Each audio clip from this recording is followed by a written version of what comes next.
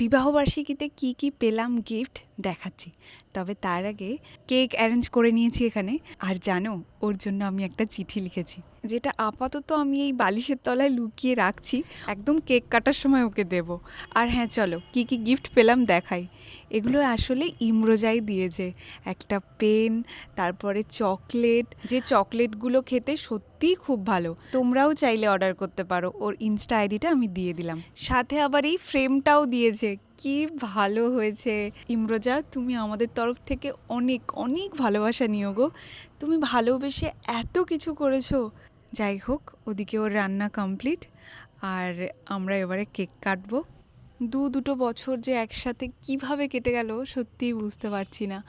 আর আগে জানো, ওকে আমি বলতাম, দেখবে যখন একসঙ্গে থাকবো তখন খুব বোর ফিল হবে। এটা আমি ওকে সত্যি বলতাম, কিন্তু এখন মনে হয় বোর নয়, বরং চোখের আড়াল হলেই খারাপ লাগে। Happy anniversary to us. তোমাদের সবাইকে অনেক ধন্যবাদ আমাদের সাথে এভাবে থাকার জন্য। আর বাকিটা জীবন আমরা সবাই মিলে একসঙ্গে এরকম যেন হই হই করে কাটিয়ে দিতে পারি। এবারে দুজনে মিলে ডিনার সারবো। ও লোভনীয় হয়েছে, মানে দারুণ হয়েছে বাটার চিকেনটা। চলো, সবাই ভালো থাকো, সুস্থ থাকো, আর সবাইকে ভালো রাখো। আজকে তাহলে আসি, দেখা হচ্ছে কাল।